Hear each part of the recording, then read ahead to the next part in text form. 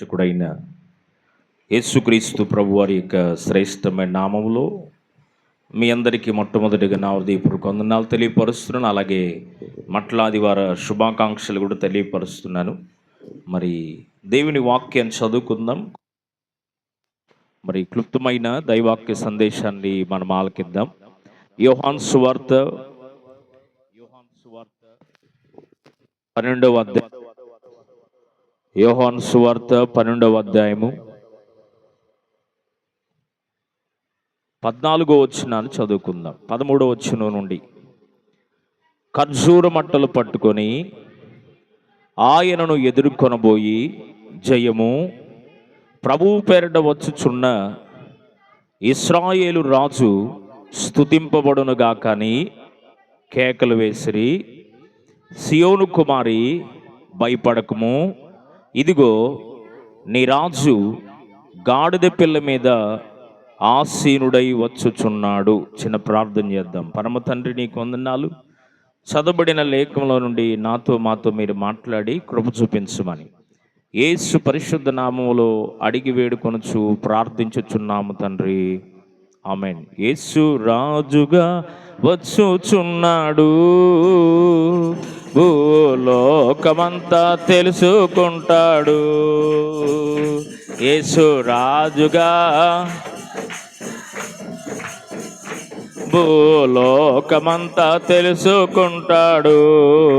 రావి కోటి తేదుడు రమ్యమైన, రావి కోటి తేదుడు రమ్యమైన రారాజుగా వచ్చుచున్నాడు. యేసు రారాజుగా వచ్చుచున్నాడు. యేసు రాజుగా వచ్చుచున్నాడు. లోకమంతా తెలుసుకుంటాడు. హల్లెలూయా.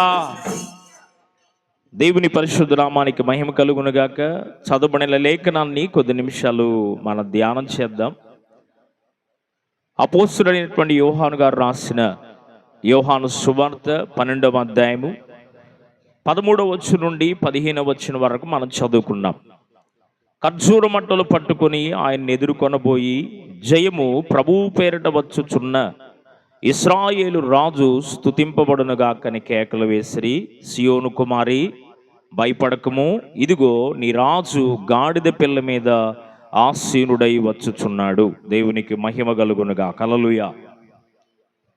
చదవబడిన దేవుని వాక్యంలో ఈ దినం మనం అంశం ఏంటి అంటే, మన రాజు. ఎవరంట? మన రాజు.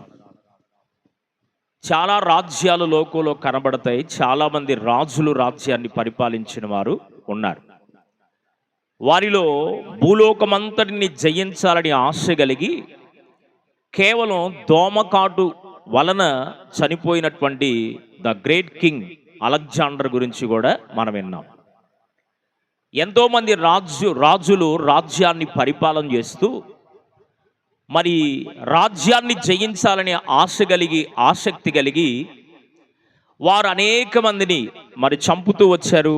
అనేక మందిని అసమాధానానికి గురి చేస్తూ వచ్చారు. అనేక మందికి నెమ్మది లేకుండా చేస్తూ వచ్చారు. మరి బ్రతకడానికి కూడా బ్రతుకు దేవుని కూడా వాడు తీసేసి మరి రాజ్యాలనే చెల్లా చెదురు చేసినటువంటి రాజ్యాలు కనబడతాయి. అయితే మన రాజు అలాంటి వాడు కాదు. మన రాజు ఎవరు అంటే, దేవుని వాక్యంలో గాడిద పిల్ల పైన ఎక్కి రాజుగా, ఇశ్రాయేలు రాజుగా ఆసీనుడై వస్తాడు అనే ఈ మాట యేసుక్రీస్తు ప్రభువారు మార్కు సువార్త 11వ అధ్యాయంలో 1వ వచనం నుండి 10వ వచనం వరకు మీరు చదివితే, బేతనియా, బేత్పగే అనే గ్రామాల్లో కట్టబడి ఉన్నటువంటి ఎవరు ఎక్కనటువంటి గాడిద పిల్లనెక్కి యేసుక్రీస్తు ప్రభువారు మరి జయప్రవేశాన్ని, యెరూషలేములో చివరిసారిగా ఆయన జయప్రవేశాన్ని చేసినటువంటి దినం ఈ మట్టలాదివార దినం. జయప్రవేశాన్ని యేసుక్రీస్తు ప్రభువారు చేయడంతోనే వారికి అట్టి మనస్సును దేవుడు కలిగించాడు గనుక ఇశ్రాయేలు ప్రజలు వారిని ఏమనుకున్నారు అంటే, అక్కడ ఉన్నటువంటి శాస్త్రులు, పరిసయ్యులు, సద్దుకాయలు ఏమనుకున్నారు అంటే, యేసుక్రీస్తు ప్రభువారిని సిలువ వేసి చంపాలి అనే నిర్ణయానికి వచ్చారు. యేసుక్రీస్తు ప్రభువారు అనేక పర్యాయాలు యెరూషలేములోనికి వచ్చి వెళుతూ ఉన్నాడు. కానీ చివరిసారిగా యెరూషలేములో జయప్రవేశాన్ని చేసినటువంటి దినమే ఈ మట్టలాదివార దినం. దేవునికి మహిమ కలుగునుగా. హల్లెలూయా. ఈ వారాన్ని భక్తులు ఏమంటారు అంటే, ఈ ఆదివారం నుండి వచ్చే ఆదివారం వరకు దీన్ని పరిశుద్ధ వారం అంటారు. ఏ వారం ఇది? పరిశుద్ధ వారం. ఈ పరిశుద్ధ వారములో ఈ మొట్టమొదటి దినం ఏంటంటే, మానవాళందరికీ పాపం పైన, శాపం పైన, రోగం పైన, దోషం పైన, అతిక్రమం పైన, అన్నిటిపైన జయం అనుగ్రహించడానికి కొరకై, పరమ యెరూషలేమునకు సాదృశ్యంగా ఉన్న పరలోకముల మనల్ని చేర్చడానికి కొరకై జయప్రవేశాన్ని గావించినటువంటి ఓ పరిశుద్ధమైన దినం ఈ మట్టలాదివార దినం. అందును బట్టి ప్రభుని స్తుతిద్దాం. హల్లెలూయా. అయితే ఈ మట్టలాదివార దినాన దేవుడు మనతో మాట్లాడాలి అనుకున్నటువంటి ప్రాముఖ్యమైనటువంటి విషయం ఏంటి అంటే, రాజుగా నీతో ఉండాలి అని ఆశిస్తున్నాడు. మన రాజు ఎవరంట? సైన్యములకు అధిపతి అయిన రాజు. ఇప్పుడు గాడిద పిల్లనెక్కి యేసుక్రీస్తు ప్రభువారు యెరూషలేము పట్టణమునకు వస్తాడు అని ముందుగానే, కొన్ని వేల సంవత్సరాలకు ముందుగానే జకర్యా గ్రంథము 9వ అధ్యాయం 9వ వచన ప్రకారంగా మనం చూస్తే, జకర్యా గ్రంథం 9వ అధ్యాయం 9వ వచన ప్రకారంగా మనం చూస్తే, నీ రాజు సాత్వికుడును దీనుడై గాడిదన ఎక్కి ఆసీనుడై నీ వద్దకు వచ్చుచున్నాడు అని రాయబడింది. దేవునికి మహిమ కలుగునుగా. హల్లెలూయా. యేసుక్రీస్తు ప్రభువారు గాడిద అనే వాహనాన్ని ఎంచుకోవడానికి ప్రధానమైనటువంటి కారణం, ప్రధానమైనటువంటి పరిస్థితి ఏంటి అంటే, దేవుని వాక్యములో బలులు అర్పించేటువంటి విధానాన్ని తండ్రి అయిన దేవుడు మోషే ద్వారా దేవుని ప్రజల యొక్క పాపము నుండి పరిహారము చేయడానికి తెచ్చినప్పుడు, ఎవడైనా ఒక గాడిద పిల్లను విడిపించాలి అంటే దానికి మారుగా గొర్రె పిల్లను వధించి ఆ గాడిదను విడిపించాలి అని ధర్మశాస్త్ర నియమం.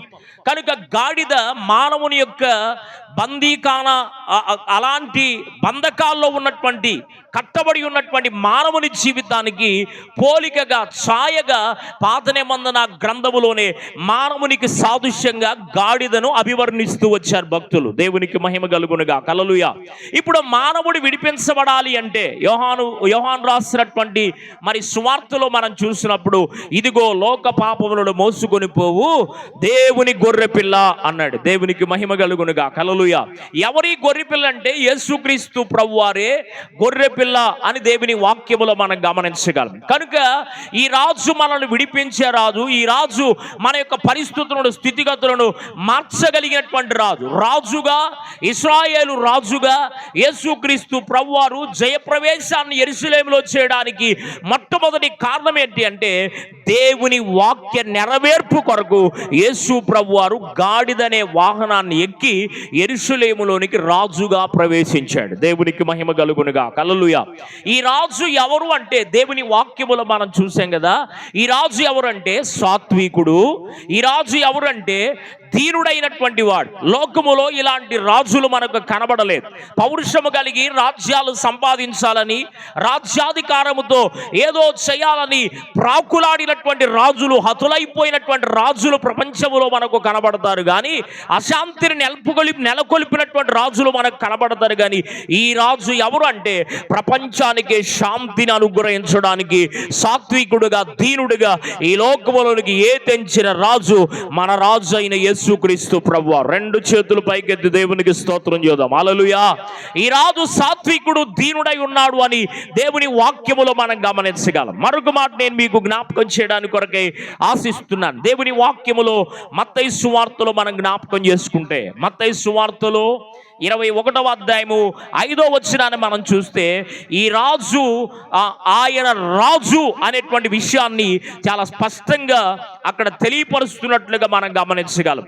అతను పుట్టినప్పుడు మత్తయి సువార్త 21వ అధ్యాయం 4-5 వచనాల్లో కానీ, మరి మనం జ్ఞాపకం చేసుకుంటా ఉన్నప్పుడు మత్తయి సువార్త 2:2లో కానీ మనం జ్ఞాపకం చేసుకుంటే, అక్కడ రాజు అని ఆయనను గూర్చి భక్తులు ప్రకటించినట్లుగా, ఆయన గూర్చినటువంటి ఆనవాళ్ళు తెలియపరిచినట్లుగా మనం చూస్తాం. ఈ రాజు ఎవరు అంటే, మన భారములను భరించే రాజు. దేవునికి మహిమ కలుగునుగాక. ఈ రాజు సాత్వికుడు, ఈ రాజు దీనుడు, ఈ రాజు రాజుగా అభివర్ణించబడిన వారు, రాజులకు రాజు అయినటువంటి వాడు. ఈ రాజు ఎవరు అంటే మన భారములను భరించేవాడు. యెషయా ప్రవచన గ్రంథం 9వ అధ్యాయం 6వ వచనంలో ఉంది, ఈ రాజుగారి యొక్క భుజముల పైన రాజ్యభారముండును అని ఉంది. అక్కడ ఎవరి భుజాల పైన అంట? యేసుక్రీస్తు ప్రభువారి యొక్క ఆ భుజముల పైన రాజ్యభారం ఉంటుంది అని ముందుగానే ప్రవక్తలు ప్రవచించినటువంటి అమూల్యమైనటువంటి శ్రేష్టమైనటువంటి మాటలు మనకు కనబడతాయి. అయితే ఈ రాజుగారి యొక్క రాజ్యానికి ఓ సింహాసనం ఉంది. కీర్తనల గ్రంథములో మనం చూస్తే 45వ కీర్తన 6వ వచనాన్ని మనం చదివితే 45వ కీర్తనలో ఈ రాజుగారికి సింహాసనం ఉంది అని అక్కడ మనం జ్ఞాపకం చేసుకుంటా ఉన్నాం. చదువమ్మా. ఈయన సింహాసనము నిరంతరము నిలిచి ఉండును అని రాయబడింది. దానియేలు గ్రంథం 2వ అధ్యాయము 44వ వచనం, అలాగే 7వ అధ్యాయము 14వ వచనం. దానియేలు గ్రంథం 2వ అధ్యాయం 44వ వచనం, 7వ అధ్యాయము 14వ వచనం. ఈ 2 వచనాల్లో మనం జ్ఞాపకం చేసుకుంటే ఈ రాజుగారి యొక్క రాజ్యానికి అంతము లేదు అని రాయబడింది. ప్రైజ్ ది లార్డ్, హల్లెలూయా. అంతము లేదు అంటే ఈ రాజుగారి యొక్క రాజ్యం నిరంతరము నిత్యము ఉండే రాజ్యం. ఒకసారి దేవునికి స్తోత్రం చెప్పు, హల్లెలూయా. సుందరమైనటువంటి పరలోక రాజ్యం. ఆయన ఇస్కరియోతు యోధా గారు వచ్చి యేసు ప్రభువారిని అడుగుతాడు, అయ్యా యూదుల రాజు నువ్వేనని నేను అనుకుంటున్నాను, ఈ రాజ్య పరిపాలన మనం చేయాలనుకుంటే నీ రాజ్యం వేరు, నా రాజ్యం వేరయ్యా. ఇది నీవు భూమి మీద ఆలోచించే రాజ్యాన్ని గురించి నన్ను వెంబడించడానికి వచ్చావు, కానీ నేను భూమికి సంబంధించినటువంటి రాజ్య పరిపాలన చేయడానికి రాలేదు. నాది నిత్య రాజ్యం, మోక్ష రాజ్యం, పరలోక రాజ్యం అని యేసు ప్రభువారు చెప్పకనే చెప్పినట్లుగా దేవుని వాక్యములో మనం గమనించగలం. అట్లయితే దేవుని వాక్యాన్ని బట్టి ఇదిగో నీ రాజు వేయించేయుచున్నాడు. ఈ రాజు మరి ప్రపంచములో కేతించడం ద్వారా రాజుగా యేసుక్రీస్తు ప్రభువారు జయోత్సాహముతో యెరూషలేము పట్టణములోనికి ప్రవేశించడం ద్వారా ఆయన ఏమిచ్చాడు మనకు అంటే, నెంబర్ 1 ఆయన పిల్లలుగా మనల్ని చేసుకున్నాడు. దేవునికి మహిమ కలుగును గాక. మనం చదివిన యోహాను సువార్త 12వ అధ్యాయము 14వ వచనంలో మనం చూస్తే సియోను కుమార్తెలారా అన్నాడు. ఎవరినంట? దేవుని పిల్లలను ఆయన జ్ఞాపకం చేసుకుంటా ఉన్నాడు. మనము దేవుని పిల్లలవ్వడానికి ఆయన అధికారాన్ని ఇచ్చాడు. సామెతల పుస్తకం 3వ అధ్యాయం 6వ వచనంలో మనం చూస్తే ఎవరు ఆయన అధికారాన్ని ఒప్పుకుంటారో వారందరూ ఆయన పిల్లలు అనబడతారు. యోహాను సువార్త 1వ అధ్యాయం 12వ వచనంలో మనం చూస్తే అక్కడ అంటాడు, ఎందరూ ఆయనను అంగీకరించురో వారందరికీ ఆయన పిల్లలవ్వడానికి అధికారం ఇచ్చాడు. సియోను కుమార్తెలారా అన్నాడంటే ఇప్పుడు మనల్ని ఏమంటున్నాడు ఆయన? మనము ఆయన సొత్తు అయినటువంటి వారు. 1 పేతురు పత్రిక 2వ అధ్యాయము 9వ వచనంలో కూడా అంటాడు కదా, మీరు నా సొత్తైన ప్రజలై ఉన్నారు. అంత మాత్రమే కాదండి, రాజుగా యేసుక్రీస్తు ప్రభువారు యెరూషలేములో ప్రవేశించడం వలన మానవుని జీవితంలో ఉన్న భయాన్ని పోగొట్టాడు. ప్రైజ్ ది లార్డ్, హల్లెలూయా. ప్రతి వారికి ఏదో ఒక భయం ఉంది కదా, ఉందా లేదా? ప్రతి వారికి ఏదో ఒక భయం ఉంది. మరి కొన్ని పరిస్థితులు బట్టి వారు అనుభవిస్తున్నటువంటి కొన్ని అనుభవాలను బట్టి ప్రతి మానవుని జీవితంలో భయము లేదు అని చెప్పడానికి లేదు, కానీ ప్రతి మానవుని జీవితంలో ఏముంది? ఏదో ఒక దాని విషయంలో భయపడుతూ ఉంటాం, కలవరపడతాం. అయితే యేసుక్రీస్తు ప్రభువారు గాడిదనే వాహనాన్ని ఎక్కి యెరూషలేములోకి రాజుగా ఆయన ప్రవేశించడం ద్వారా ఆయన పిల్లలమైన మనకేమిచ్చారంటే, భయపడకుడి, మీరు ధైర్యముగా ఉండండి అనే వాగ్దానాన్ని దేవుడు మనకి ఇచ్చాడు. దేవునికి మహిమ కలుగునుగా, హల్లెలూయా. ఈ రాజుగారు యొక్క రాజ్యము నిత్యము నిలిచి ఉండే రాజ్యం. రాజ్యాలు రాజులు మరి హతులైపోయినటువంటి వారు ప్రపంచ దేశాల్లో మనకు కనబడతారు, కానీ ఈ రాజుగారి యొక్క రాజ్యం నిత్యము ఉండేటువంటి రాజ్యమై ఉన్నది. దేవునికి మహిమ కలుగునుగా, హల్లెలూయా. దేవుని వాక్యములో మనం జ్ఞాపకం చేసుకుంటా ఉన్నప్పుడు నిత్యమైనటువంటి ఆ రాజ్యం, ఎల్లప్పుడూ నిలిచి ఉండేటువంటి ఆ రాజ్యం, ఆ రాజుగారి యొక్క పరిపాలన కిందకు నీ వస్తే, ఏ రాజుగారి పరిపాలన కిందకు రావాలి? ఇప్పుడు మన పైన కూడా ప్రభుత్వాలు ఏం చేస్తున్నాయి? మనం ఎన్నుకున్నటువంటి నాయకులు మన పైన పరిపాలన చేస్తున్నారు. అట్లాగే మనము ఎన్నుకోకముందే మనకు రాజు అయి ఉన్నటువంటి దేవుని పరిపాలన క్రిందకు వస్తే ఎవరి పరిపాలన కిందకు రావాలి? యేసు ప్రభు వారి యొక్క పరిపాలన క్రిందకు రావాలి. ఉదయకాలంలో కూడా సండే స్కూల్ పిల్లలు, సండే స్కూల్ టీచర్స్ మరి మట్టలు పట్టుకొని యేసు ప్రభు వారి యొక్క ఈ మట్టలాదివారు జయోత్సాహ ఉత్సవాన్ని మరి ప్రియులు జరిగించారు. దేవునికి మహిమ కలుగునుగా, హల్లెలూయా.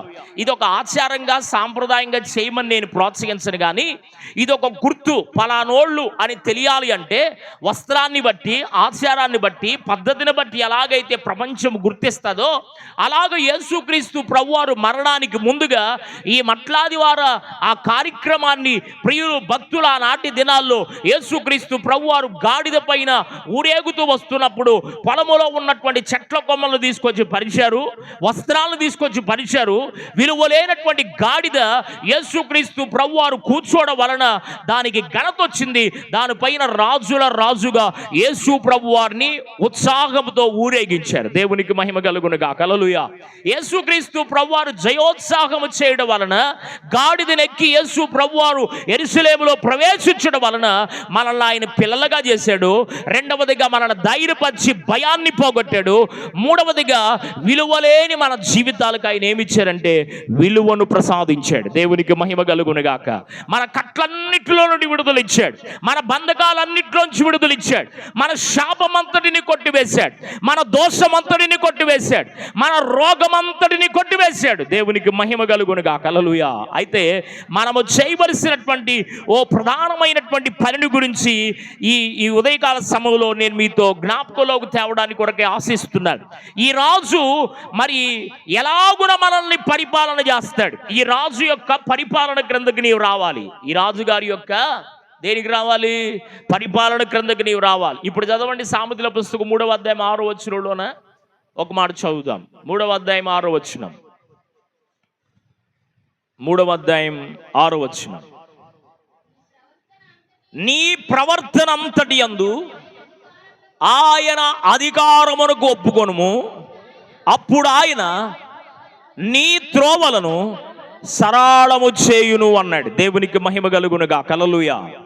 ఈ లోక అధికారులకు ప్రభువే చెప్పాడుగా, అధికారులకు మీరేమై ఉండాలి? లోబడండి, ఎదురుదిరగమాకండి. అధికారులకు లోబడండి. మీ పైన ఉన్నటువంటి నాయకులకు, మీ పైన కాపలా ఉన్నటువంటి వారికి మీరేం చేయాలి? లోబడండి అని చెప్పాడు. ప్రభు ఇచ్చిన ఆజ్ఞ. నేను లోబడను అంటే నువ్వు ప్రభు యొక్క ఆజ్ఞను వ్యతిరేకిస్తున్నట్లే.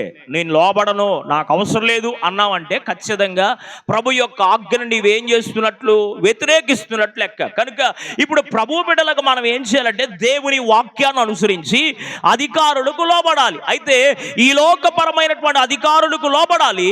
వీటన్నిటికన్నా మన పైన అధికారము చేయుచున్న జీవము కలిగిన రాజులకు రాజు అయిన యేసు ప్రభువారి యొక్క అధికారము క్రిందకు మనం రావాలి. దేవునికి మహిమ కలుగునుగా. హల్లెలూయా. ఈ రాజు వంటి రాజు లేడు. దైవజనులు పగడాల ప్రవీణయ్య గారు ఈ ప్రసంగమే చేశారు. రాజు రాజు రాజు నా రాజు నా రాజు అని మాట్లాడారు. తర్వాత ఏమైపోయారో పరిస్థితులన్నీ మీకు తెలుసు. కనుక ఆయన నమ్మినటువంటి రాజుల గురించి బహిరంగముగా ప్రకటించిన విధానాన్ని బట్టి హతసాక్షిగా దైవజనులు మార్చబడ్డారు. అయినా దేవునికి స్తోత్రం. ఒక్కని చంపితే ఆయన చంపితే ఇంక అయిపోయిందిలే పరిస్థితి అనుకున్నారు. కానీ ఒక్కరిని చంపితే కొన్ని వేల లక్షల మంది ప్రభువు కొరకు హతసాక్షులుగా నిలబడడానికి సిద్ధమైపోయారు. దేవునికి మహిమ కలుగునుగా. హల్లెలూయా. కనుక ఈ రాజు యొక్క రాజ్యము శాశ్వతమైంది.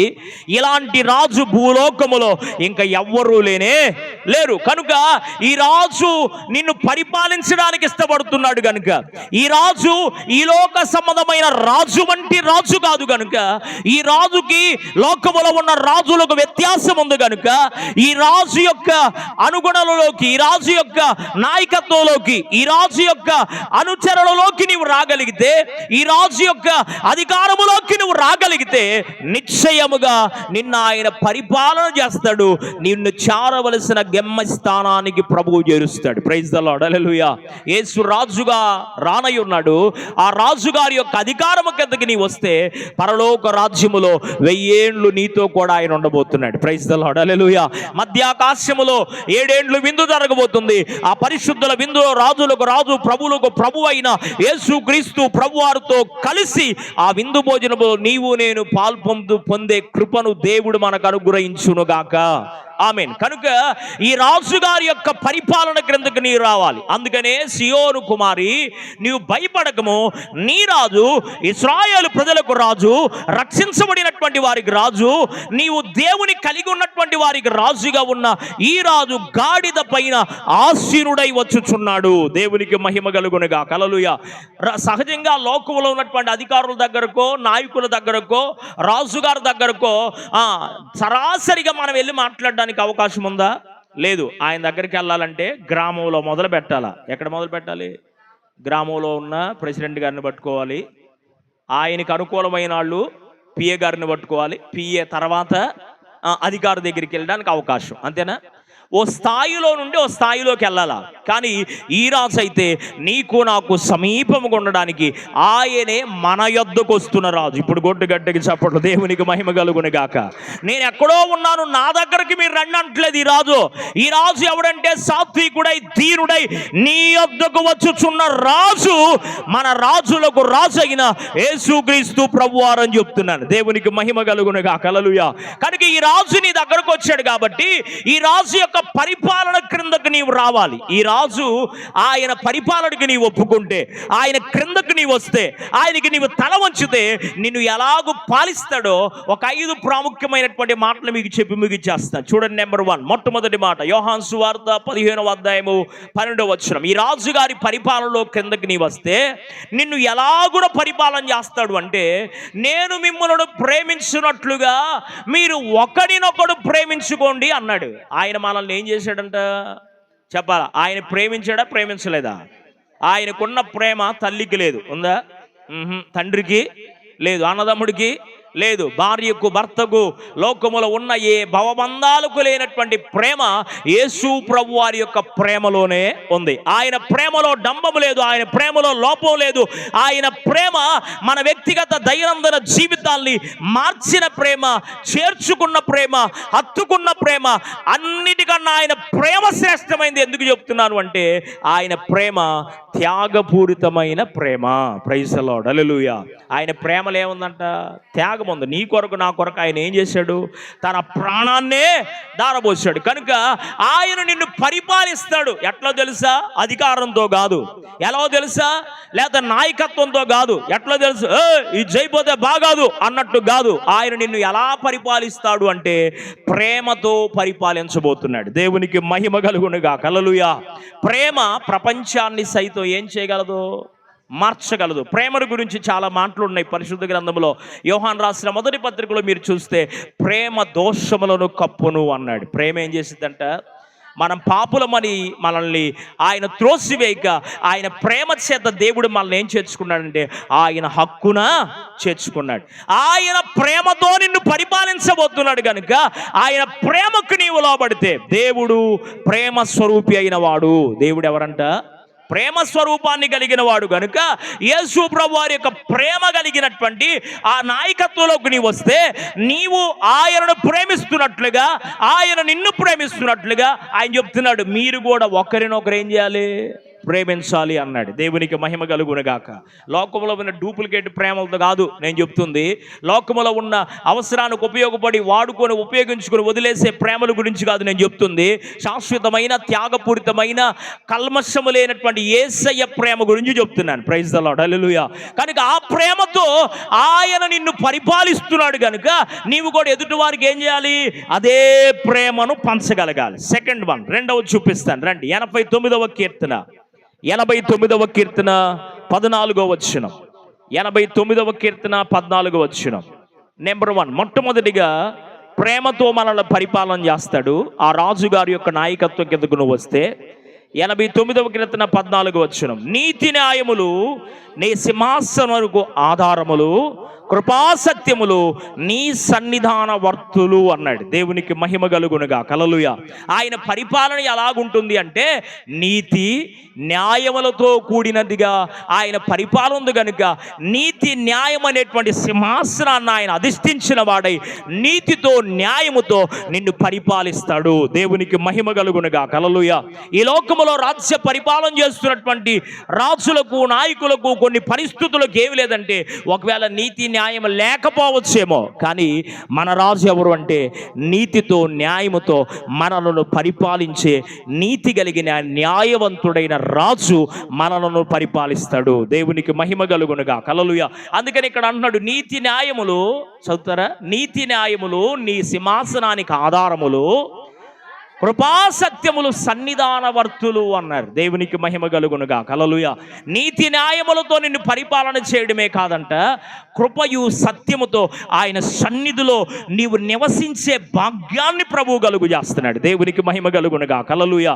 సన్నిధానవర్తులు అంటే సన్నిధిలో నివసించేవారు. ఆయన సన్నిధిలో నీవు ఉండడానికి, ఆయన సముఖములో నీవు ఉండడానికి, ఆయన పాదాల దగ్గర నీవు ఉండడానికి నీతి కలిగి న్యాయము కలిగి నిన్ను పరిపాలించడమే గాక కృప సత్యముతో సమాధానముతో ఆయన సన్నిధిలో నీ ఉండే భాగ్యాన్ని కలుగు చేసే రాజు నా రాజు అని చెప్తున్నాను. దేవునికి మహిమ కలుగునుగా. హల్లెలూయా.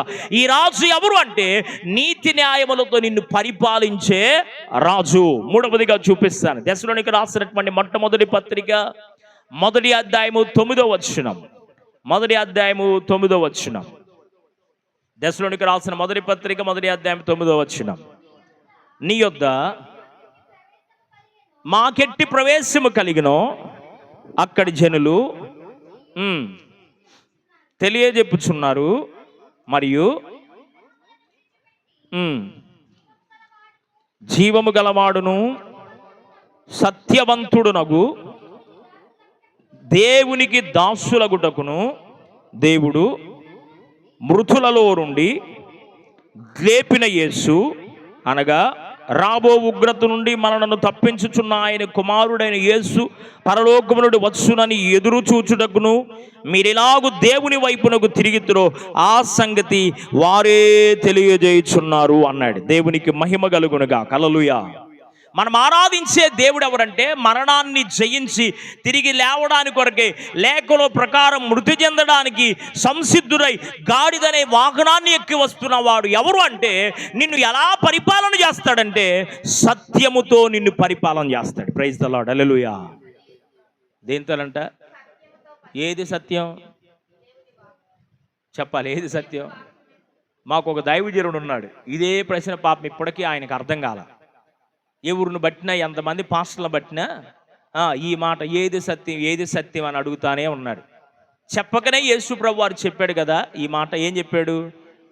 యేసే మార్గము, యేసే సత్యము, యేసే జీవమురా, యేసే సర్వమురా, యేసే మార్గము, యేసే సత్యము, యేసే జీవమురా, యేసే సర్వమురా. హల్లెలూయా. ఈ లోకములో రాజులు రాజ్యాన్ని పరిపాలన చేశారు, కానీ వారిలో అసత్యం ఉందేమో, కానీ నా రాజు సత్యవంతుడైన వాడు. Praise the Lord. హల్లెలూయా. నా రాజు సత్యవంతుడు, జీవము కలిగిన వాడు గనుక నిన్ను పరిపాలించే విధానములో కూడా అసత్యములోకి నిన్ను నడిపించడు, సత్యము నుండి సర్వసత్యములోకి నిన్ను నడిపించేవాడు. Praise the Lord. హల్లెలూయా. కనుక నీ రాజు ఎవరు అంటే సత్యవంతుడైన వాడు గనుక నీ పైన సత్యముతో కూడిన పరిపాలన ఆయన చేస్తాడు. దేవునికి మహిమ కలుగునుగా. హల్లెలూయా. ఇప్పుడు ఆయన సత్య పరిపాలనలోకి నువ్వు రాగలుగుతున్నావా? ఆయనే సత్యం అని చెప్పాడు కదా. ఎవరంట సత్యం? ఆయనే. యేసు ప్రభు వారే సత్యం కనుక సత్యవంతుడకు దేవుని గురించి మీరెందుకయ్యా అలాగుంటున్నారు అని దెస్సలోనిక పత్రికలో పౌలు గారు అక్కడున్న ప్రజలను ఉద్దేశించి మాట్లాడుతున్నారు. మీలో ఏముండాలి? సత్యం ఉండాలి. ఆయన మాటలే సత్యం, ఆయనే సత్యము కనుక నీవు సత్యవంతుడవైన దేవుని అనుసరించి నడవగలిగితే, దేవుని వాక్యాన్ని ఆధారం చేసుకొని నడవగలిగితే, దేవుని వాక్యానుసారంగా నీవు జీవించగలిగితే సత్యవంతుడైనటువంటి దేవుడు నిన్ను సత్యముతో పరిపాలన చేస్తాడు. దేవునికి మహిమ కలుగునుగాక. 4వ మాట చూద్దాం. ఇర్మియా ప్రవచన గ్రంథం 29వ అధ్యాయము 11వ వాక్యం. ఇర్మియా ప్రవచన గ్రంథం 29వ అధ్యాయం 11వ వాక్యం. నేను మిమ్మల్ని గూర్చి ఉద్దేశించిన సంగతులు నేను ఎరుగుదును, రాబోవు కాలములో మీకు నిరీక్షణ కలుగునట్లుగా అవి సమాధానకరమైన ఉద్దేశములే గాని హానికరమైనవి కావు. ఈ లోకాన్ని పరిపాలించిన రాజులలో సమాధానాన్ని కలుగు చేయలేదు, నిరీక్షణను కలుగు చేయలేదు.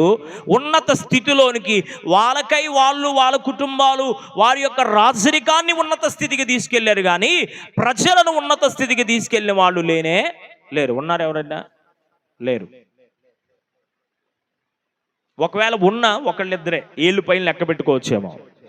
కానీ ఈ రాజు ఎవరు అంటే, నీకు నిరీక్షణ కలుగునట్లుగా సమాధానముతో నిన్ను పరిపాలించే రాజు, నీవు ఆరాధించే యేసు ప్రభువారు. ప్రైజ్ ది లార్డ్, హల్లెలూయా. ఏం కలుగునట్లుగా?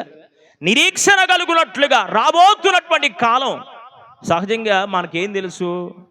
జరిగిపోయినవి తెలుసు, చెప్పరే? జరుగుతున్నాయి తెలుసు, జరగబోయేది తెలుసా? ఎవరికి తెలియదు. నాకు తెలియదు, నీకు తెలియదు. కేవలం జరగబోయేటువంటి భవిష్యత్తు ఎవరికి తెలుసు అంటే ఒక యేసు ప్రభు వారికి తప్ప మరి ఇంకెవరికి తెలియదు. కనుక నిన్ను గూర్చినటువంటి ఆలోచన నేను ఎరుగుదును కనుక నీ ఉన్నత స్థితిలోకి నేను తీసుకెళ్ళగలిగిన వాడు కనుక నీకు ఒకవేళ నిరీక్షణ కొదువైపోతే సమాధానముతోనూ నిరీక్షణతోనూ ఉన్నత స్థాయిలోకి నిన్ను తీసుకెళ్ళడానికి నిన్ను పరిపాలన చేస్తున్న రాజును నేనే అని సెలవిస్తున్న వాడు ప్రభువులు వారు. దేవునికి మహిమ కలుగునుగా. హల్లెలూయా. మన రాజు ఎవరు అంటే నిరీక్షణతోనూ సమాధానముతోనూ మనలను పరిపాలన చేస్తున్న రాజు మన యేసు ప్రభువారు. చివరిగా చెప్తాను, దేవుని వాక్యములో లూకాసు వార్త 17వ అధ్యాయం 21వ వచనం. లూకాసు వార్త 17వ అధ్యాయము 21వ వచనంలో ఉంది. ఎందుకనగా ఇదిగో దేవుని రాజ్యం మీ మధ్యనే ఉన్నది గనుక ఇదిగో ఇక్కడ ఉన్నాడని, అదిగో అక్కడ ఉన్నాడని చెప్ప వీలు పడదు అని వారికి ఉత్తరం ఇచ్చెను. దేవునికి మహిమ కలుగునుగా. హల్లెలూయా. దేవుని రాజ్యం ఎప్పుడు వచ్చునని పరిసయ్యులు ఆయన అడిగినప్పుడు ఆయన దేవుని రాజ్యం ప్రత్యక్షముగా రాదు, ఎందుకనగా ఇదిగో దేవుని రాజ్యము మీ మధ్యనే ఉన్నది కనుక ఇదిగో ఇక్కడయని అక్కడయని చెప్ప వీలు పడదని వారికి ఉత్తరం ఇచ్చారు. పరిసయ్యులు ఏమడుగుతున్నారు? ఎప్పుడు వచ్చిందయ్యా దేవుని రాజ్యం? దేవుని రాజ్యం ఎలాగుంటుందయ్యా? దాని పోలికలు ఎలాగుంటాయి? ఎప్పుడు వస్తుందని యేసు ప్రభువారిని ప్రశ్నిస్తుంటే ప్రభువారు చెప్పాడు, దేవుని రాజ్యం మన మధ్యలోనే ఉందన్నాడు. ప్రైజ్ ది లార్డ్, హల్లెలూయా. ఎవరి రాజ్యం? యేసుక్రీస్తు ప్రభువారు చెప్పాడు. చెప్పకనే మత్తయి సువార్త 6వ అధ్యాయము 31, 30 వచనాలు చెప్తాడు. మొదట నా రాజ్యాన్ని నా నీతిని వెతకండి, ఆ మీదట మీకు కావలసిన సమస్తం మీకు అనుగ్రహించబడతాయి. చెప్పకనే పరిసయ్యులకు అర్థం కాలేదు, కానీ అక్కడ ఉన్నటువంటి కొంతమంది దేవుని శిష్యులకు అర్థమైంది ఈ మాట. ఎవరో కాదు రాజ్యం అంటే, ఆయనే రాజ్యం అని అర్థం చేసుకున్నారు. దేవునికి మహిమ కలుగునుగా. హల్లెలూయా. ఆయన రాజ్యం ఎక్కడుందంట? ఎక్కడో లేదు. ఎక్కడుంది? పరిసయ్యులు అడిగినటువంటి డౌటే ఒకవేళ నీకు ఉందేమో, ఆయన రాజ్యం ఎక్కడుందయ్యా అంటే ఆయన రాజ్యం మనలోనే ఉంది, మనతోనే ఉంది, మన మధ్యలోనే ఉంది.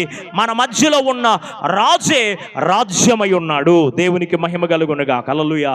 ఇప్పుడు అంటాడు ప్రకటన పుస్తకంలో 3వ అధ్యాయం 21వ వచనంలో, ప్రకటన పుస్తకం 3వ అధ్యాయం 21వ వచనంలో ప్రభు మాట్లాడుతూ అంటాడు ఒక శ్రేష్టమైనటువంటి మాట.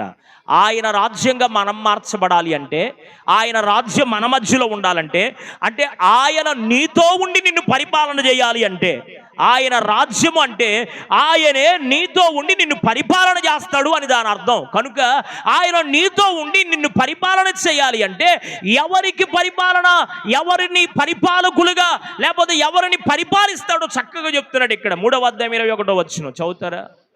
నేను జాగ్రత్త చదవాలమ్మా. 3వ అధ్యాయం 21వ వచనం అదేనా? చదవండి. 3వ అధ్యాయం. నేను జయించి నా తండ్రితో కూడా ఆయన సింహాసనం ముందు కూర్చున్న ప్రకారము, ఈ మాట వినండి, జయించిన వారిని నాతో కూడా నా సింహాసనం ముందు కూర్చుండనిత్తును అన్నాడు. ప్రైజ్ ది లార్డ్, హల్లెలూయా. ఏం జయించాడు ఆయన? చెప్పాలి మీరు సమాధానం. ఏం జయించాడు? యేసు ప్రభు వారు ఏం జయించాడు? రాజ్యాన్ని కాదు. ఏం జయించాడు? పాపాన్ని జయించాడండి. పాపం వల్ల వచ్చు జీతం మరణం, మరణాన్ని కూడా జయించాడు. పాపాన్ని జయించకపోతే మరణాన్ని ఏం చేయలేడు? జయించలేడు. యేసు ప్రభువారు నెంబర్ 1 దేవుడు, దేవుని కుమారుడు. రెండవది నరుడు, మానవునికి దేవునికి మధ్యవర్తి అయిన వాడు యేసు ప్రభువారు. ప్రైజ్ ద లార్డ్, హల్లెలూయా. అంటే నీలాగా నాలాగా ఏముంది? లాజరు మరియ మార్తలు, లాజరు చనిపోయినప్పుడు యేసు ప్రభువారు ఏం చేశాడు? 11వ అధ్యాయం యోహాను సువార్తలో అక్కడ ఆ వార్త తెలిసిన వెంటనే వాళ్ళ మధ్యలోకి 4 దినాలైన తర్వాత వచ్చాడు. మార్త మేము ఇప్పుడు వచ్చా చచ్చిపోయి సమాధిలో పెట్టినాక అనుకుంటుంటే యేసు ప్రభువారు లోన్లోనే సమాధానం చెప్తున్నాడు ఆమెతో, మార్త నీవు నమ్మితే నా మహిమేందో చూస్తావమ్మా అని చెప్పి యేసు కన్నీళ్లు విడిచెను అని రాయబడింది. అంటే యేసు ప్రభువారు మనలాగే మనిషే కాదా? చెప్పాలి గట్టిగా, మనిషేగా. యేసు ప్రభువారికి కన్నీరు ఉంది. యెరూషలేము దేవాలయం దగ్గరికి వెళ్ళాడు ఒక రోజు. వెళితే యెరూషలేము దేవాలయాన్ని దొంగల గుహగా మార్చేశాడని అక్కడున్న కొరడా తీసుకొని అక్కడున్న బల్లలన్నీ పడదోసి రోకలమ్మే వారి పైన ఆయన కొరడా చూపించినట్లుగా మనం చూస్తాం. అంటే యేసు ప్రభువారికి ఏముంది? కోపం ఉంది. శ్రమల గిన్నె ఎదురు కనపడుతూ ఉంది. ఎదురు కనపడుతూ ఉంటే అలిసిపోయిన వాడై మూలుగుతూ అక్కడ పడిపోయి, తండ్రి నీ చిత్తమైతే ఈ గిన్నె నా నుండి తొలగించయ్యా. మనలాగే ఏముంది యేసు ప్రభువారికి? అలసట ఉంది. పిల్లలారా మీ యొద్ద తినుటకు ఏమైనా ఉన్నాయా అని అడిగాడు. శిష్యులను అడిగాడా? యేసు ప్రభువారికి ఏముంది? చెప్పాలా? యేసు ప్రభువారు కూడా ఆకలి అయింది, అవ్వలేదా? అయింది. యోహాను సువార్తలో 10వ అధ్యాయం 11వ అధ్యాయంలో మనం చూస్తే అక్కడ అంటాడు, నన్ను పంపిన వాని పనిని నెరవేర్చడమే నాకు ఆహారమై ఉన్నది అని మాట్లాడాడు. ప్రైజ్ ద లార్డ్, హల్లెలూయా. ఈ లోక సంబంధమైనటువంటి ఆహారాన్ని తీసుకున్నాడు.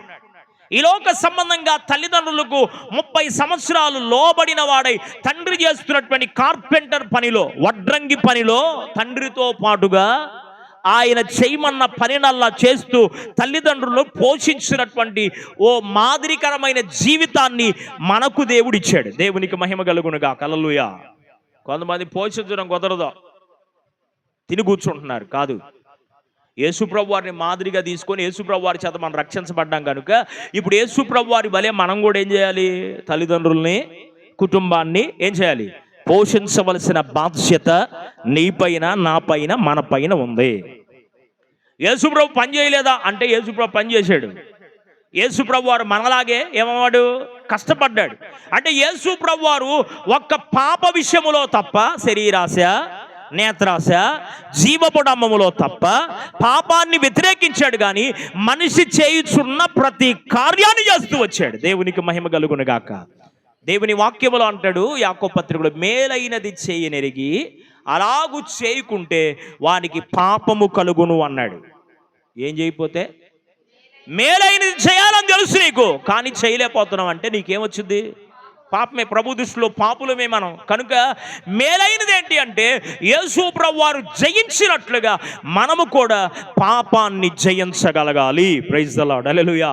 ఇప్పుడు రాజులకు రాజు అయినటువంటి దేవుని సింహాసనములో మనము కూడా ఆయనతో పాటు కూర్చోవాలి అంటే, జయాన్ని అనుగ్రహించే దేవుని ఎదుట నీవు నేను నిలబడాలి అంటే, ఆయన రాజులకు రాజుగా, ప్రభువులకు ప్రభువుగా ఆయన రాబోతున్నాడు కనుక ఆయన రాజ్యములో నీవు నేను ఆయన సన్నిధిలో ఆయన ప్రజలుగా, ఆయన బిడ్డలుగా మనం కూడా ఆయనతో కలిసి పరిపాలన చేయాలి అంటే దేవదూతలకు లేని భాగ్యం మనకిచ్చాడు దేవుడు. తెలుసా మీకు ఈ సంగతి? లోకస్తుల పైన, లోకములో ఉన్నటువంటి పాపులకు తీర్పు తెచ్చడానికి దేవుని పిల్లలమైన మనకు అధికారం ఇస్తున్నాడంట. కొట్టుగట్టిగా చప్పట్లు. దేవునికి మహిమ కలుగును గాక. అంటే మన రాజు ఎంత గొప్ప రాజో! రాజులకు రాజు అయినటువంటి దేవుడు నిన్ను కూడా ఆయనతో పాటు తీర్పు తెచ్చే అధికారములకు ప్రభు కూర్చోబెట్టబోతున్నాడు. ఆయన నిన్ను పరిపాలిస్తే నీవు కూడా ప్రజలు ఏం చేయబోతున్నావు? తీర్పు తెచ్చకపోతున్నావు. దేవుని దూతలకు లేదు ఆధిక్యత. మనకివ్వడానికి కారణం ఏంటంటే ఆయన స్వరూపములో, ఆయన పోలికలో, ఆయన వలే మనం ఉండడానికి మనలను ఏర్పాటు చేసుకున్నాడు, మనలను పుట్టించాడు కనుక అట్టి ఆధిక్యతను దేవుడు మనకి అనుగ్రహించాడు. కనుక జయించిన వారికి నా తండ్రి సింహాసనం పైన నేను కూర్చోబెడతాను అన్నాడు కదా. ఆయన సింహాసనం పైన నిన్ను నన్ను కూర్చోబెట్టాలి అంటే నీవు కూడా పాపాన్ని ఏం చేయాలి?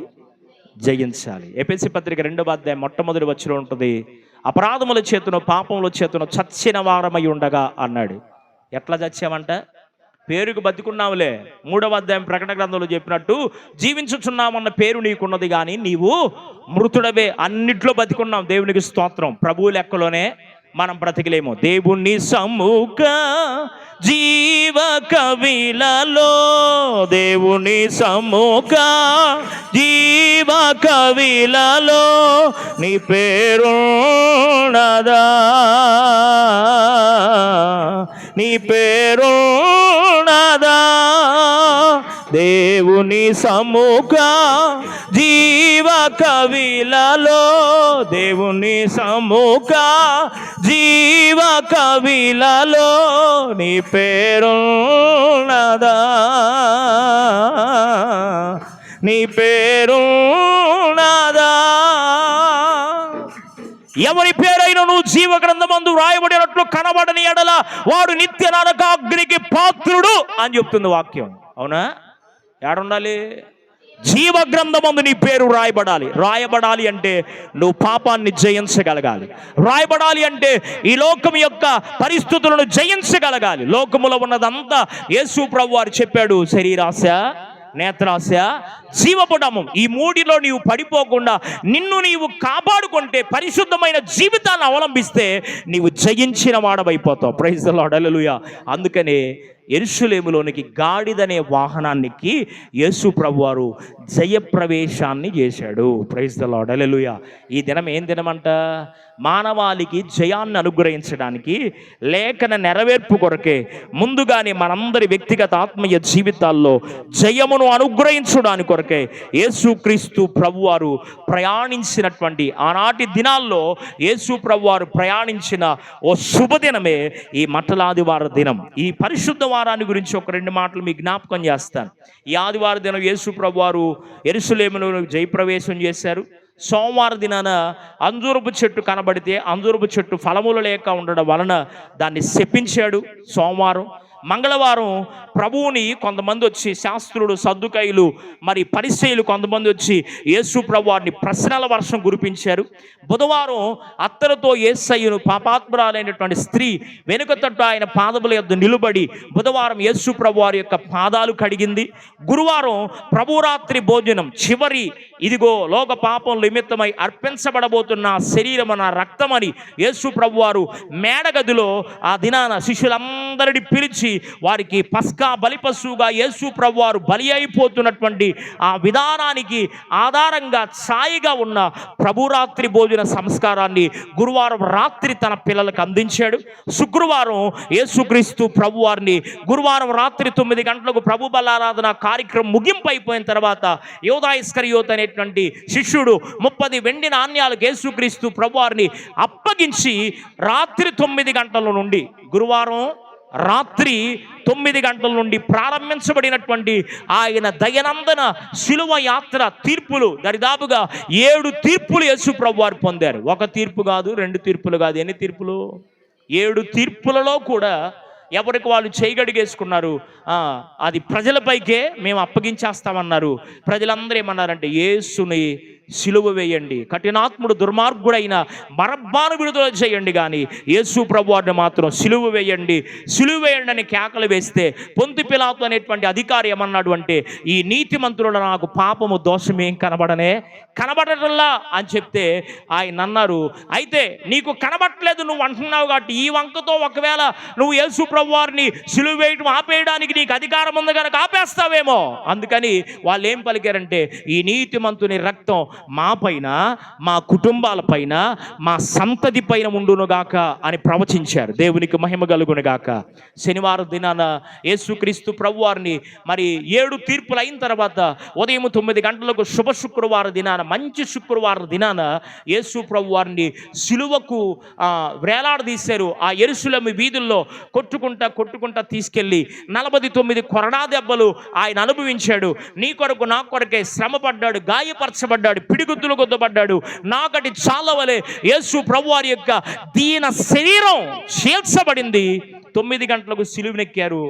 3 గంటలు రమారమి, సుమారు 3 గంటల సమయంలో తండ్రి నా ఆత్మను నీ చేతికి అప్పగించుచున్నానని యేసు ప్రభువారు తల వంచి తన ప్రాణాన్ని తండ్రి అయిన దేవునికి అప్పగించాడు. ప్రైజ్ ద లార్డ్, హల్లెలూయా. ఆ తర్వాత అరిమతయి అయిన యేసేపు తాను తొలిపించుకున్నటువంటి సమాధిలో యేసు ప్రభువారి యొక్క శిష్యులు వెళ్ళి, అయ్యా ఆయన దీన శరీరాన్ని మాకు అప్పగించండి అని రిక్వెస్ట్ చేసుకొని, అరిమతయి అయిన యేసేపు తన వంశీకులు సమాధి చేయబడ్డానికి కొరకే వారు తొలిపించుకున్నటువంటి సమాధిలో యేసు ప్రభువారి యొక్క పార్థివ దేహాన్ని ఉంచారు. అందుకని శనివారం మరి విశ్రాంతి దినముగా ప్రకటించబడింది. పాత నిబంధనలో విశ్రాంతి దినం శనివారమే. యేసుక్రీస్తు ప్రభువారి కూడా విశ్రాంతిలో సమాధిలో ఉన్న దినము కూడా విశ్రాంతి దినం. అంటే యేసు ప్రభువారిని సమాధిలో ఉంచిన దినం, పవిత్రమైన దినం. తర్వాత ఆదివారం పునరుద్ధాన దినం. ఆదివారం ఏ దినం అంట? ఆదివారికి ఆదివారం లేదు, శనివారమే ఆరాధించేవాళ్ళు యూదులు కానీ ఇశ్రాయేలులు కానీ ఎవరైనా. ఆ తర్వాత యేసు ప్రభువారు ఎప్పుడైతే మరణాన్ని జయించి లేచాడో ఆ తరువాత ఆదివారం పునరుద్ధానం, అంటే చనిపోయి తిరిగి బ్రతికాడు యేసుక్రీస్తు ప్రభువారు. 14 స్థలాల్లో యేసు ప్రభువారు దర్శనమిచ్చి 500 మంది చూస్తూ ఉండగా 40 దినాలు భూమి మీద ఉండి దర్శనమిచ్చి అనేక సంభవాల్లో వాళ్ళ సందర్భాల్లో వారిని బలపరుస్తూ మాట్లాడి మరి 500 మంది చూస్తూ ఉండగా ఆరుహుడై వెళ్ళిపోయాడు. వెళ్ళిపోయిన యేసయ్య తిరిగి వచ్చే దినాలలో మనమున్నాం. మన రాజును గురించి నీవు ఎరిగావా? నీ రాజు ఎవరో నీవు తెలుసుకున్నావా? ఈ లోక రాజ్యాలన్నీ ఆయన ముందర సాష్టాంగపడి నమస్కరించే రోజు ఒకటి రాబోతుంది. ఆ రాజులకు రాజు అయిన యేసుక్రీస్తు ప్రభువారిని నీ హృదయం అనే సింహాసనం పైన రాజుగా నీవు ఈ దినం కూర్చోబెట్టుకుంటావా? నా ప్రశ్న. తల్లవంచండి, కళ్ళు మూసుకోండి. రాజులకు రాజు అయినటువంటి దేవుణ్ణి మన హృదయంలోకి ఆహ్వానిద్దాం. ఇంకా ఒకవేళ జయించేటువంటి అనుభవం లేకుండా ఉన్నామేమో, ఇంకా ఒకవేళ యేసుక్రీస్తు ప్రభువాన్ని రాజుగా నీ హృదయంలో ప్రతిష్ఠించలేకుండా ఉన్నావేమో, వారములో ఈ మొట్టమొదటి దినాన ప్రభువుకి నేను అప్పగించుకుంటూ, అయ్యా నా కొరకే జయప్రవేశాన్ని చేశావు, నాకు జయమివ్వడానికి, కుమారునిగా కుమార్తెగా అంగీకరించడానికి, నాకు ధైర్యాన్ని ప్రసాదించడానికి, నీ రాజ్యములో అల్పుడను అభాగ్యురాలనైనా నాకు స్థానాన్ని నీవు అనుగ్రహించడానికి, జయించిన వానితో నీ సింహాసనములో నేను ఉండడానికి, అయ్యా నాకు నీవిస్తున్న ఆధిక్యతను బట్టి నీకు స్తోత్రాలు ప్రభువా అని అందరూ ఒక్క నిమిషం ప్రార్థన చేయండి. ఒక్క నిమిషం ప్రార్థన చేద్దాం. ఒక్క నిమిషం. హల్లెలూయా, హల్లెలూయా, హల్లెలూయా. స్తోత్రం, స్తోత్రం, స్తోత్రం. ఒక్క నిమిషం రాజుగా నీ హృదయంలో ప్రభును ప్రతిష్ఠ చేసుకో. ప్రభు యొక్క పరిపాలన క్రిందకి రా. ఒకవేళ ఇప్పటి వరకు వాళ్ళ పెత్తనం కింద వీళ్ళ పెత్తనం కింద నీ మనస్సాక్షి చెప్పినట్టుగా లోబడి వెళ్ళిపోతున్నావేమో, ఇదిగో నీ రాజు నీ కొరకై దీనుడై సాత్వికుడై నీ యొద్దకే వచ్చుచుండగా, నీ యొద్దకు వచ్చుచున్న ఆ రాజు యొక్క పరిపాలన క్రిందకు నిన్ను నీవు అప్పగించుకో, నన్ను నీవు సిద్ధపాటు చేసుకో. జయించిన నీవు నా పక్షమై ఉండగా, జయమిచ్చు నీవు నన్ను నడుపుచుండగా, జయించిన నీవు నా పక్షమై ఉండగా, జయమిచ్చు నీవు నన్ను నడుపుచుండగా, జయమే నాశ అది నీ కాంక్ష, నీకేనా స్తోత్రార్పణలు. జయమే నాశ అది నీ కాంక్ష, నీకేనా స్తోత్రార్పణలు. నా యేసయ్యా నీ దివ్య ప్రేమలో నా జీవితం పరిమళించనే, నా జీవితం పరిమళించనే. ప్రార్థన చేసుకుందాం. పరిశుద్ధుడైన తండ్రి, ఆశ్చర్యకరుడా నీకు వందనాలు. నీ పాద సన్నిధిలో చేరికుడు వచ్చిన మా అందరి వ్యక్తిగత ఆత్మీయ జీవితాలు బలపరచున్నట్లుగా నీ రాజు ఎవరు అని వాక్యము ద్వారా ఈ మట్లాదివార దిన శుభాకాంక్షలతో కూడిన వర్తమానాన్ని నాతో మాతో మీరు ముచ్చరించిన విధానం బట్టి మీకు వందనాలు. నీవు నీతి కలిగిన వాడవని, సత్యముతో న్యాయముతో రాజ్య పరిపాలన జరిగించేవాడవని మేము ఆలకిస్తూ వచ్చాం ప్రభువా. మా వ్యక్తిగత దైనందిన జీవితాల్లో నీ అధికారానికి మేము లోబడడానికి సహాయం దయచేయండి. నీ అధికారానికి లోబడుతూ ముందుకు మా యాత్రలో కొనసాగడానికి సహాయం చేసి నిన్నే రాజుగా మా హృదయాల్లో ప్రతిష్ఠించుకొని నిత్య రాజ్యములో పరలోక పట్టణములో మేము ప్రవేశించగలిగిన అటు యోగ్యతను ధన్యతను మా అందరి వ్యక్తిగత ఆత్మీయ జీవితాలకు అనుగ్రహించమని, విత్తమైన వాక్యానుసారమైనటువంటి జీవితాన్ని ప్రజలకు కూడా మీరు అనుగ్రహించి రాజుగా నిన్ను కలిగి ఉండడానికి సహాయం దయచేయండి. ఇంకా ఎవరైనా శరీరాశ నేత్రాశ జీవడంలో పడిపోయి పాపాన్ని వదిలిపెట్టలేక విడిచిపెట్టలేక జయమును పొందలేకున్నారో వారందరికీ జయించిన నీవు జయమును అనుగ్రహించమని ప్రార్థన చేస్తున్నాను. ఒకవేళ ప్రభువా నాయన జయించి కూడా రాజుగా ఒకవేళ వారి హృదయాలు నిన్ను ప్రతిష్ఠించుకున్న వారు ఉంటే వారిని రాజుగా నీ హృదయంలో ప్రతిష్ఠించుకునేటువంటి అటు కృపను సమాధానాన్ని కలుగు చేసి నీ పరిపాలన క్రిందకి మేము ఒప్పుకోవడానికి, నీ పరిపాలన మేము నడవడానికి అటు కృపను సహాయతను అందించి బలపరచమని, నీ కృప కలిగిన కార్యాలు మా అందరి వ్యక్తిగత ఆత్మీయ జీవితాల్లో జరిగించమని, వెత్తబడినటువంటి వాక్యానుసారమైన జీవితం మాకిచ్చి నిత్య రాజ్యములో పరలోక పట్టణములో మేము ప్రవేశించగలిగిన కృపను మా అందరికి మీరు అనుగ్రహించమని, వినుచున్నటువంటి వారందరి జీవితాల్లో కూడా రాజుగా నీ ఉండి వారి జీవితాలు మీరు నడిపించి పరిపాలించమని, కృప చూపించమని, యుగములు పరిపాలించుచు మమ్మల్ని కాచి భద్రపరచుచున్న యేసు ప్రభు నామములో అడిగి వేడుకొనుచు ఈ ప్రార్థన సమర్పించుచున్నాము తండ్రి. ఆమేన్. దేవుడు మనకు జయమును అనుగ్రహించునుగాక. ఆమేన్.